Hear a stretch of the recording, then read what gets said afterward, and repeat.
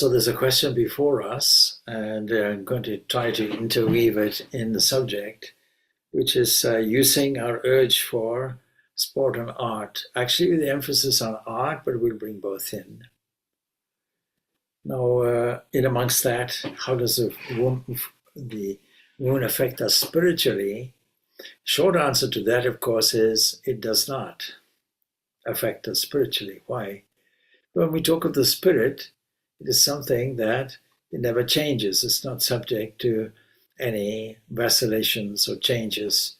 It's not affected, nor does it affect, because pure spirit, what is underneath you, what is, as it were, what is your real nature, Atman, self, is doesn't come, doesn't go.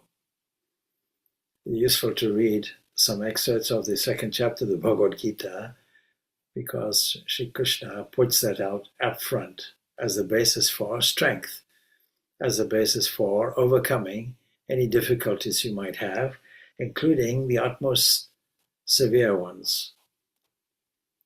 So we are always in a position to assert that, but asserting it intellectually and feeling it are different things. We have to cultivate a habit toward that.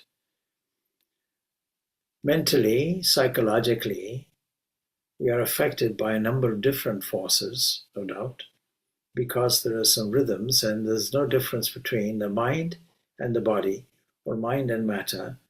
You know the old saying, I don't mind, you don't matter. No, there's no distinction between the two. That's Descartes. That's a Cartesian concept of duality. So from our point of view, from the yogic point of view, also from the point of view of body physics, there is really no difference between mind and matter. Mind is subtle matter, matter is gross mind. We have to bear that in mind. Now, we generally work on a rhythm of a 28-day cycle. Menstrual cycle for women is like that. And so, very often, religious festivals in Judaism, Hinduism, and Buddhism, and sometimes in Islam also, will work on the lunar cycle rather than the solar cycle. And so there's a merit to that, in as much as we take the full moon to be something that is optimistic for us, something that is good for us. And we can be carefully look at all the effects of celestial bodies on us, or we can choose to bypass all of that and say, I'm the Atman. That's a more sensible approach. That covers everything. That's a supreme insurance policy. Now, it depends on your point of view, and all of us are subject to a kind of relativity of perception. Some people will emphasize the physical. So if you ask a question, how does the moon affect us? They're talking, how does it affect me physically? And so we spend a lot of time making sure that the human body is satisfied by way of food, by way of sense needs, inputs, outputs, etc., relating, in other words, to a physical material world. And some people make a border like that, a kind of circular thing, and say, I can't get out of it. I'm happy to have it there. I'm happy to simply be there and not go any further. But we also have to bear in mind that we have arrived here through a process of evolution. It's not that we argue that there's no evolution. It's obvious to everybody that things change and progress from a lower to a higher. And so some people take great joy in pleasures of the mind, calculating things, solving problems. And other people take pleasure in culture, art, music, dancing, things which are aesthetically pleasing. And that's a kind of higher appreciation, more evolved appreciation. And then some people are interested in what is called spiritual life. And spiritual life is purely determined by using the resources that you have around you, body, mind, and using them instrumentally in such a way that it is to your advantage and the advantage of everybody else. A kind of all-encompassing, giving, a kind of beaming apparatus like that. So every major city you'll find in the world, or at least in Europe, will have provision for art galleries, museums, and so on. Museums giving us intellectual information, perhaps satisfying a sense of curiosity, but art satisfying our sense of aesthetics. When you look back on religious buildings, whether it is the huge Gothic cathedrals of, let's say, the 1100s, 12th century, and so on, 13th century, you see, what was it that stimulated people or motivated people to build these magnificent structures, ultimately magnificent palaces, ultimately magnificent temples, all carved. If you go to Mount Abu, you'll see every square inch of Jain temples carved in marble. And so music also plays a part in that. All the arts that are employed are there to steer the mind in such a way that it becomes an arena for wonder, adoration, thankfulness. So we can say evolution is a fact of experience. We've all experienced it, because some obvious examples are there. That is, a seed evolves into a tree.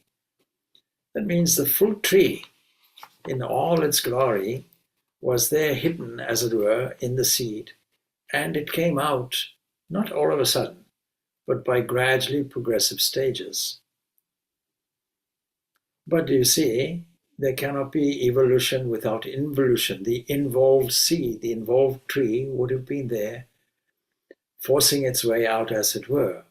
Some kind of energy was there, pushing it from within, encouraging it, and providing resources for its growth from the outside. So we are used to seeing this coiled up thing coming up and seeing things developing from the less developed to the more elaborate manifest things. But all this that we see is seen through the senses, interpreted through the mind, or that component of the mind that observes it, and it is understood, but what is the constant base from which it comes? What is that source from which all these qualities emerge? And we can have another definition of evolution. There's a succession of quality waves.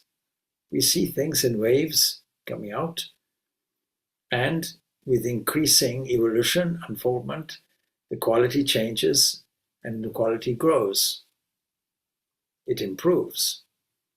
So evolution is a succession of quality waves, and to have a succession, there must be something called time. And underneath it, there must be an ocean of perfection as their source. And even also a supporting material as well. And when we look for that, we now call that entering into spiritual life. And we're no longer asking a question, what from outside will affect us? We are now going along a course similar to social development. In social development, we start off with some pristine kind of idea that we have no control over. It comes from a parent script in psychology terms. And we take on all the superstitions, we take on all the dogmas, the doctrines, the moral values as well, from a kind of running tape when we are so small and we don't know any better. We have no experience of it. So there's a guiding principle, and we take it on board and we put it into a deposit account, the unconscious. And then along with that, we have feelings that are related to how we felt as a child. That also comes up as a kind of running tape. But then in adulthood, where spiritual development really starts, we don't think that there is an external entity, that God is a judging thing, something like a human thing, extra cosmic God, creator God, even though the starting point is useful.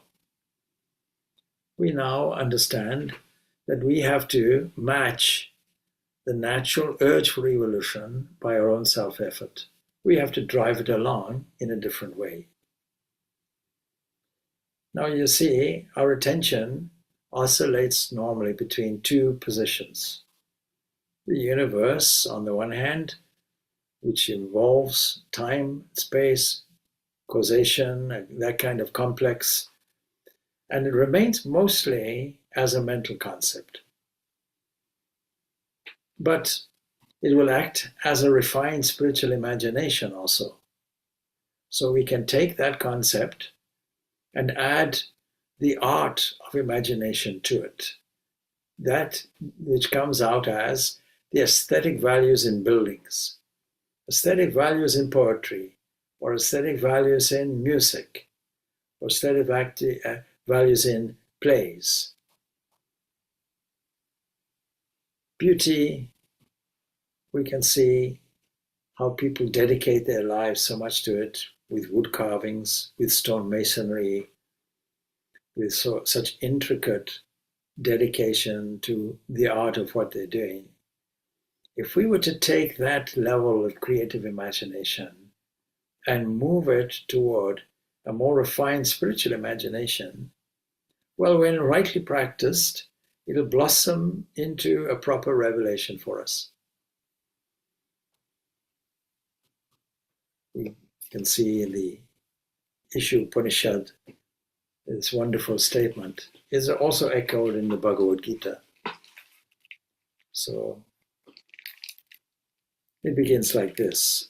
Well, it goes, Yasmin sarvani bhutani atmaiva bod vijanataha tatrako maha kashokaha ekatvam anupashyataha. When to a person, to anybody who knows, all beings have truly become one with his own self, then what delusion and what sorrow can be to him who has seen this oneness? Moha, delusion, veiling of the self, avarana, hiding. Well, why don't we see it? Why don't we understand this immortal, glorious self of ours? Well, we can do it by taking the imagination that we have, a kind of framework tied up with time and space and causation, and we can develop it more and make it act as a refined spiritual imagination. And so there's no mistake that all this aesthetics comes out. So then an unwavering sense of reality will automatically be transferred to it. That's what we want. The consciousness to which it's revealed will stay uniquely harmonious and uniquely free. And this is what the scriptures, all the scriptures are telling us. And this is what the Ishu Upanishad is also saying. In the self of the man of realization, all beings stand revealed as the self only. Then it asks the question, if that's the case, what delusion and sorrow can that sphere of oneness have? That's the practical application of it. What are we evolving to? We're evolving to an ideal of perfection. Religion calls it God, it's all right. And so how do we evolve toward this state of perfection? We use the very instrumentation, the sense of the highest development in man, the sense of aesthetics, art, imagination, making everything a glorious visualization in glorious technicolor. Well, of course, the verse before that says, he who sees all beings in the very self and the self in all beings feels no hatred because of that total awakening, which nothing can break. And there's a commentary that runs with it. See, all revulsion, all hatred, all of these things that we often experience in ourselves and from others is because people see this difference. They see the difference instead of the oneness. But for the person who sees only the absolute pure self as a continuous entity, there's no object that can be the cause of revulsion. If there's only one thing, there's no second to be hated, no second to argue with, no second to hate. And therefore he doesn't hate. Such a person doesn't hate. And clearly, a person who does has not specifically made a catalyst of the evolutionary process, urged it along. Come on. Like say, planting a plant. You can leave it to its own devices, and it may survive, it may not. But when you tend to it, when you nurture it, when you give it water, when you give it nutrients, when you look after it, even when you talk to it, I think it was King Charles when he was Prince Charles, and he was ridiculed for talking to plants, something that the great Jagadish Chandra Bose would have approved of, because he felt and actually found evidence plants are sentient. And then, of course, there was a wonderful video sent to us, to many people, of a mushroom being able to actually, not able, but manifesting a vibration. We can't say it's insentient. To our eyes, it is. It just sits there. We notice some growth over time. We come back and say, oh, it grew. But the process of growth we missed, and yet it's there. What is that within it that enables it to grow and evolve? And if we are able to see that withinness, that's a kind of second stage of our spiritual evolution, our self-determined spiritual evolution. So all of those undesirable qualities that you can think of, hatred and anger and, people gossiping against one and all those kind of thing, this all comes from delusion. It comes from sorrow.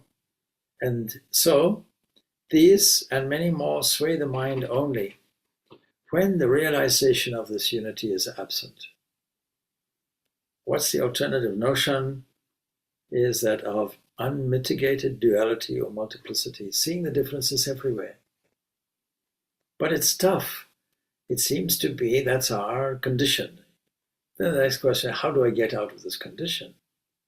It's all very well, the scriptures declaring this, but when somebody offends me, then it's like there are bristles on my back, and I act to defend myself or attack or whatever thing is there, not understanding that I'm reenacting a biological response on the physical level, not at all refined, not at all cultured, nothing to do with spirituality, nothing to do with oneness and wholeness.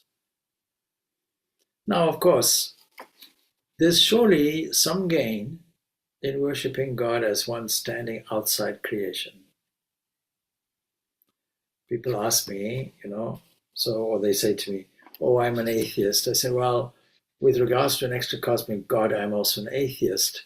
But we can't really put a line under that and say absolute. Because God is reality, but not extra cosmic, but it seems to be like that. We are here, God is somewhere else. That's how we normally view it. Because what we conceive of God is so far above what we have and what we are as humans. But we can do that. We can conceive of that. We can use our imagination for that. And we can love that being. We can love him and cultivate the mood of prayer. We can do it in a shrine room or a temple or a church. That's essentially the first step, though. What's the second step? That must be extended steadily to all his children, whatever may be our ordinary opinion about them, the creation is as dear as the creator. That kind of understanding has to be there. We are all his children. And then the good and the bad go away. Because children are children. Some of them well behaved, some of them are not, but they're still children. And they're still, in this case, divine children, regarded as divine children. But then the next step is to see this being immanent inside everything. And when we spend some time doing that, we can take any example we like.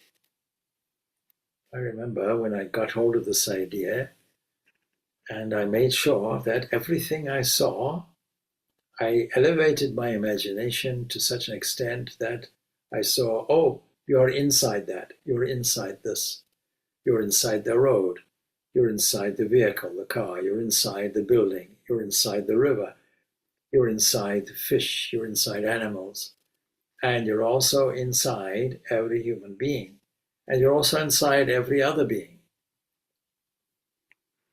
So we have to educate ourselves just to feel intensely that he is present in all around us. And a higher position still would be to feel that he alone is, that there's nothing else but he, that there's nothing other than himself or herself or itself anywhere. In, through, as, and beyond is the formula. Whatever is presented through the sense organs, that's the only way we know the world, we can register to a particular state of consciousness, the waking state. If we preface everything with in the waking state, or in the dream state, or in the dreamless sleep state, we'll soon catch on to what the relevant questions are. Let's take one question. What effect does the moon have on our spirituality? Add, in the waking state?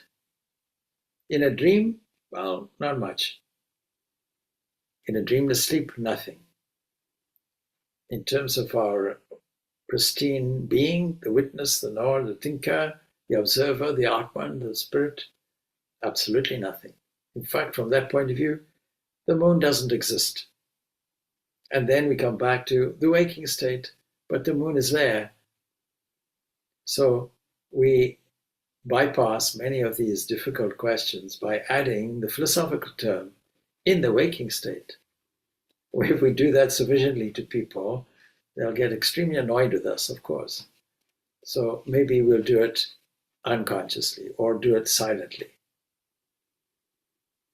You see, all our experience are through the sense organs in this waking state, and that is merely a set of names, a set of forms and functions, what we call nama rupa kriya, name, form, and functions. And he is in fact playing a drama of multiplicity. Who? That being who we started off with as creator. He is in fact playing the drama of multiplicity everywhere, through the names, through the forms, through the functions provided by his energy. And so we should never be deluded. We should get used to this idea. It is all his sport, his divine sport. And of course, the surface view is often horrible, is often irrational, is often senseless, is often full of suffering. All of this is there. But we have to look deeper. We have to learn to tune ourselves to the perfect ocean of bliss. Deep within, go way below the surface. Tuning our attention into this perfect ocean of bliss, which lies under. The useful analogy is to see that this world of name and form is something like waves in an ocean. It's on the surface. But down deep below is all peace. There are no disturbances there. When we teach students, when we treat the sick, when we settle disputes, we're really taking part in this wonderful sport. And then gradually the feeling will settle down in the habit level. And that will lead to blessedness and lead to full revelation. It doesn't matter very much what role is allotted to us. So it can be a part of a housewife or a part of serving members of the home or and guests or whatever. It could be a sweeper. It could be the ruler of a state. It really doesn't matter what part you play. The important thing is that you play the part in the drama, therefore play it well. Anyway, if, however, we stay at the purely egoistic level, this identity level, in a condition of unthinking fixation, well, there's a great danger. It becomes dreadful. If we undertake willed mental discipline to secure power and pleasure for ourselves, it's even worse. If we just leave it, allow the mind, allow things just to happen by themselves and not pay attention to it, this, of course, is what we call a tamasic state. But worse is a rajasic state, where we do all of these things with willed discipline to secure power and pleasure for ourselves. And people go to extraordinary measures.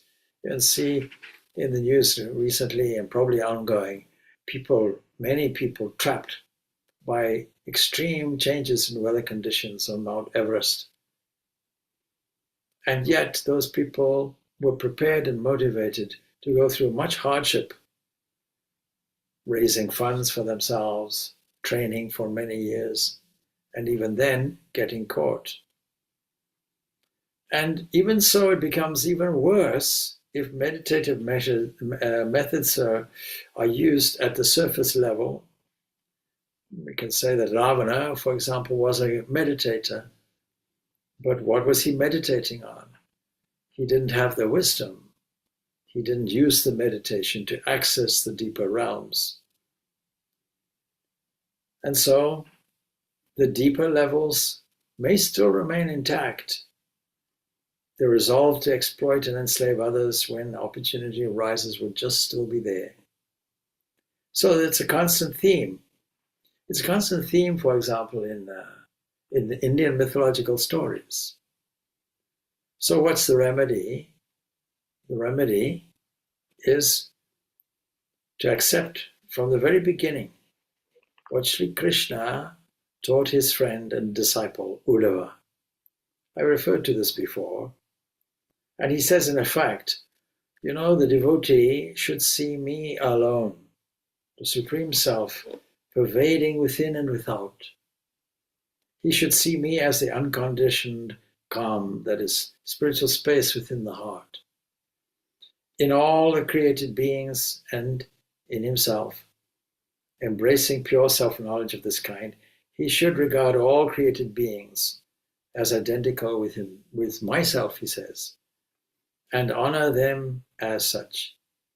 He should look with equal eye on everyone, on a wise man, and a low-level man, a thief, and a devotee, the sun and a spark, a kind person and a cruel one. Such an individual is wise. He says rivalry, fault-finding, and contempt, coupled with self-conceit, surely disappear before long from the mind of a man or person habitually looking upon man and woman as myself, says Krishna. And Holy Mother says, if you want peace of mind, well, don't find fault with the other. Rather find fault with yourself. And also, learn to make the whole world your own and make every stranger feel at home. Imagine.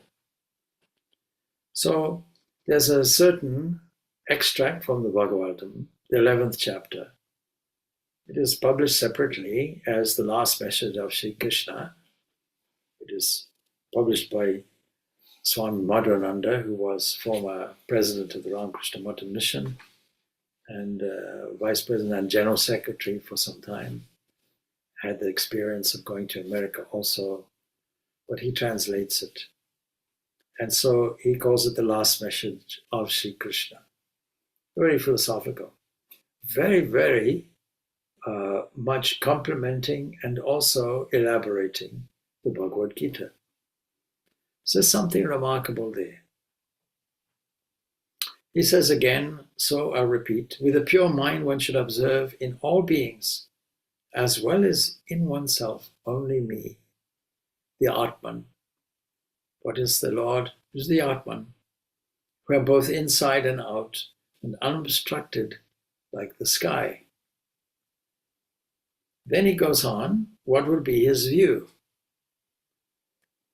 O great soul, says Krishna, he who, taking his stand on pure knowledge, thus regards and honors all beings as myself, who has the same attitude towards a Chandala, that is the lowest denominator, social denominator, because of differences of birth or work or quality or nature respectively, the lowest person on the social structure, as well as a Brahmana, the highest person on the social structure, a wise person, a thief as well as a patron of the Brahmanas, a spark of fire as well as the sun, a ruffian as well as a kind man.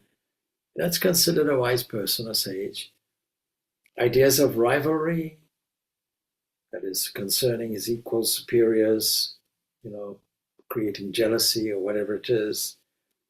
Jealousy, pity, and egoism quickly depart from a person who always thinks of me in all humans. Then he goes on, giving what seems to many people, something that is a little eccentric. He says, ignoring the derisive smiles of one's friends and leaving aside a merely physical view of things, as well as shame, one should prostrate oneself on the ground before every creature, down to a Chandala, a cow, an ass, or a dog. I remember demonstrating this. We were in Blessington Street, and to the surprise of the gathered people, those who remember, those who were there, I got up and made a prostration before everybody. And normally everybody prostrates to this. And I'm there prostrating. I'm saying, there's the example.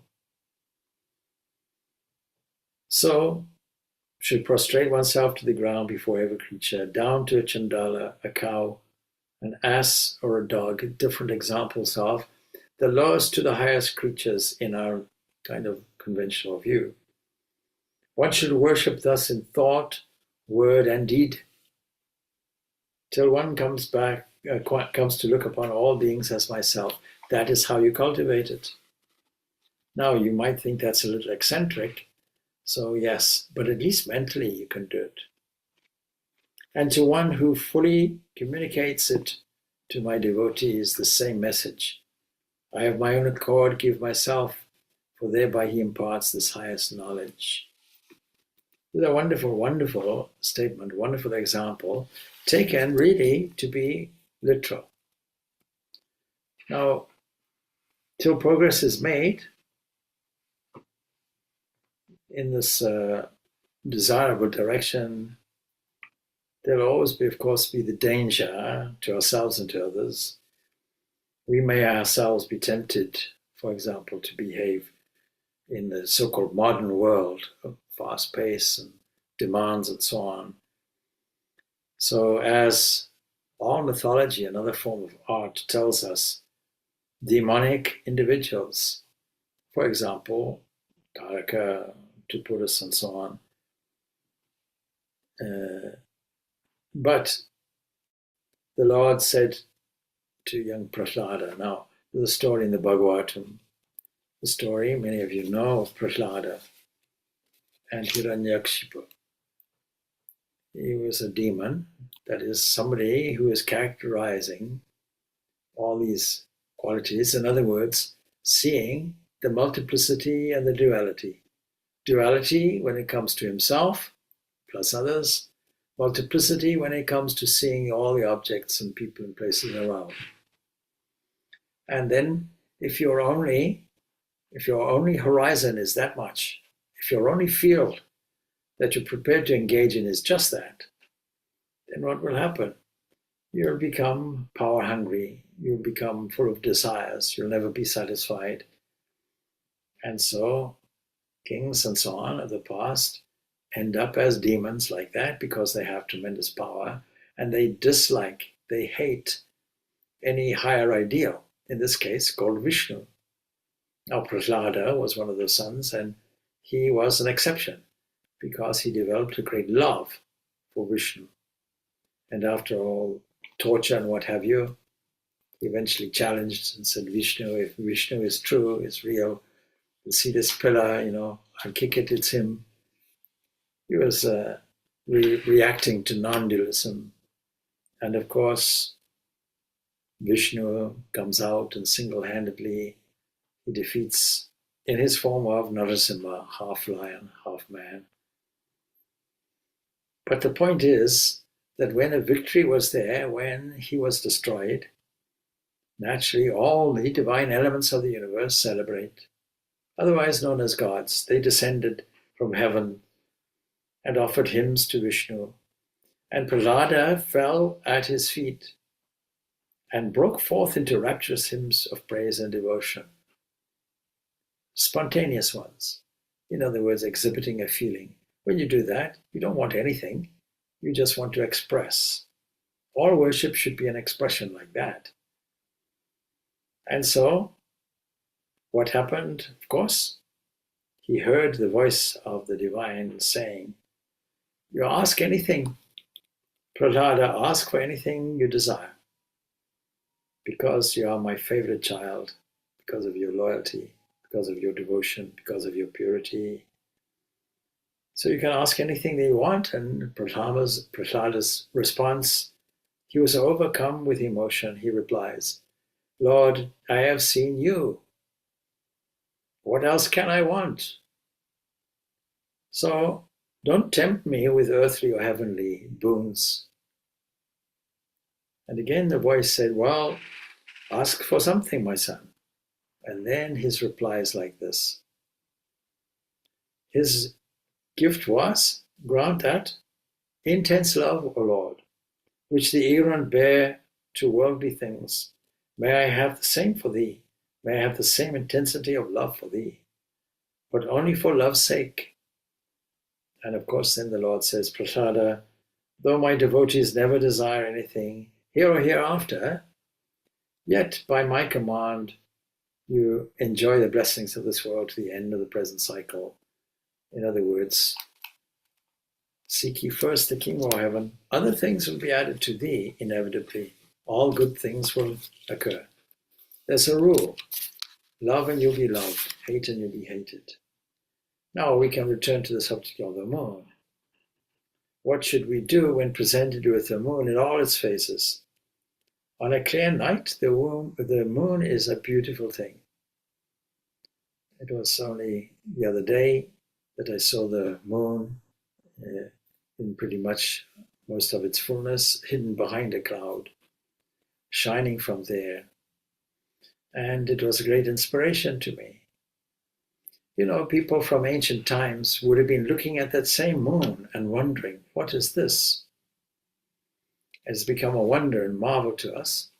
Of course, space people have ruined the whole romance of it and put their boots on the dust of the moon. But the point is, the moon has a function because it has a pulling function, as it were. It has a relationship with the earth. And so it pulls, it reacts to, both are reacting to each other's gravity. And for that reason, if it wasn't for that moon, we wouldn't have the seasons because we wouldn't have the tides. And if we don't have the tides, then we don't have the drama of rainfall and seasons and what have you.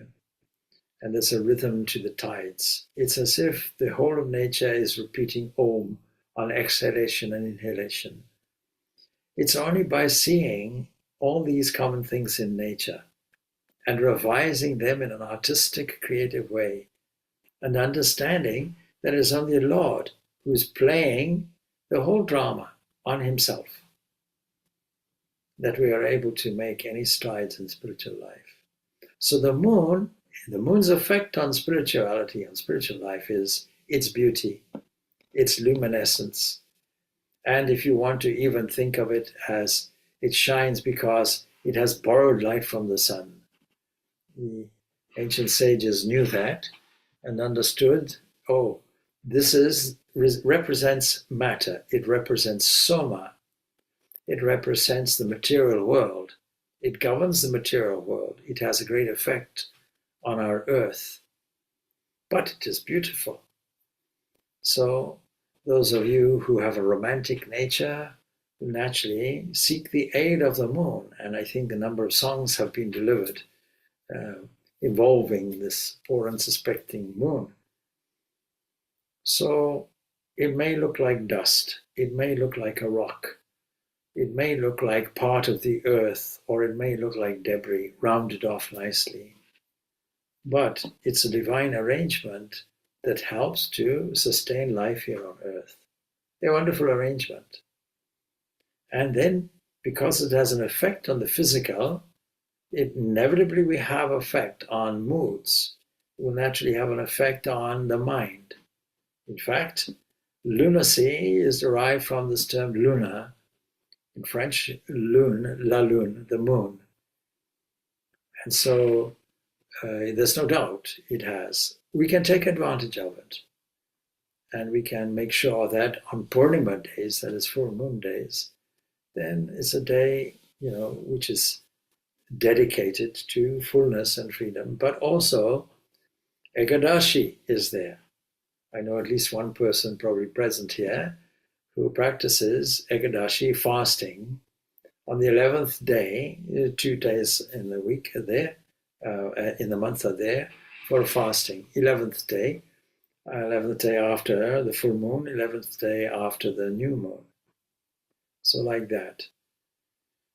So why would we do that? Well, in the darkness of the moon, it's good to fast because all the energy of light is now at its lowest ebb. And so we revive our thoughtfulness and our prayer on that day. Fasting has no benefit unless you're fasting with thought as well. In other words, you are tuning up the moral compass of your own mind on such an occasion, and it becomes a spiritual thing, it becomes a spiritual practice, not a ritualistic practice, of course. We can take advantage of all the resources available because what we've been discussing here is not an easy thing to practice, but we know there are steps and stages. We start off with love of God. We extend that love to His creation and children. We extend that to seeing that being in all beings, and then that oneness. He alone exists. These are the stages. This is in itself an evolution in spiritual development, spiritual practice. Well, we have, I think, 10 minutes or so. Any further questions?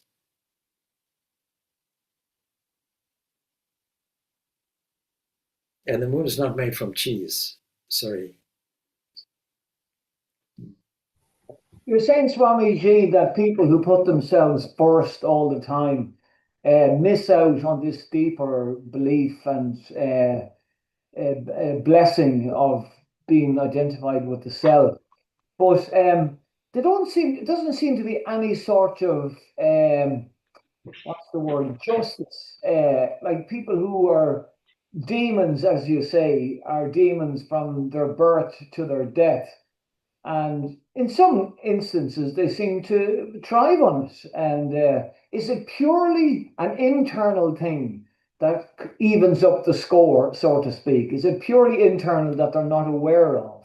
People who do damage and to other people and don't consider anything other than themselves.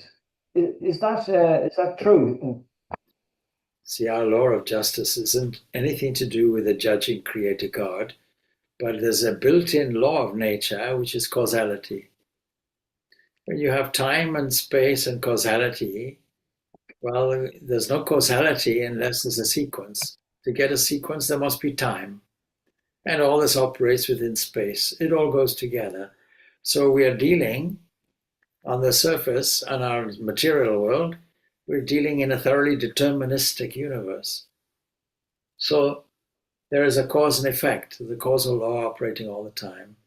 And we shouldn't worry about other people's salvation because the law of karma, the law of giving and receiving and sowing and reaping is there with all beings actually, but humans have the capacity to direct it consciously. Mm-hmm.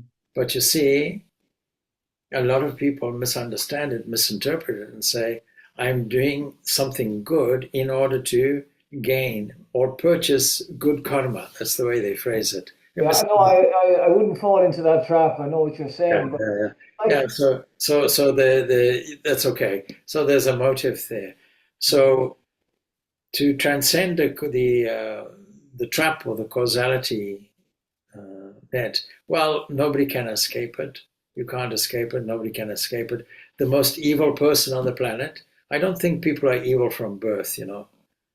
There's the old story. You see, people often say these days carelessly, "Oh, the demon of the 20th century was Adolf Hitler, and if he had been born and I had understood, I would have killed him." No, you wouldn't. He's a baby, and maybe as a teenager, I joke, but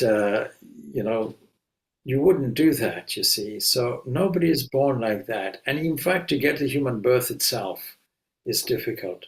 Some merits are there, but you see, a lot of things happen on the way. And our evolution, our spiritual evolution, is thwarted and obstacles are put in the way.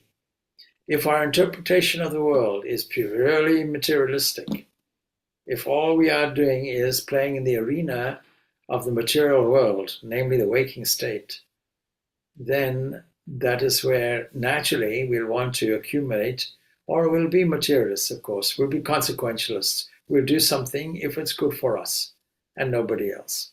yeah. Fortunately, there's some inbuilt goodness in everybody. Mm-hmm. Even in the worst possible example of humanity, there is an inbuilt sense of goodness somewhere. It might have been reduced to hardly anything, but everybody has the opportunity to raise themselves up and get out of that. It's purely up to us as individuals to respond to the call of the divine, which is clearly there, if we have eyes to see it, ears to hear it. And it is a play, Swami G. It's a play. Yes.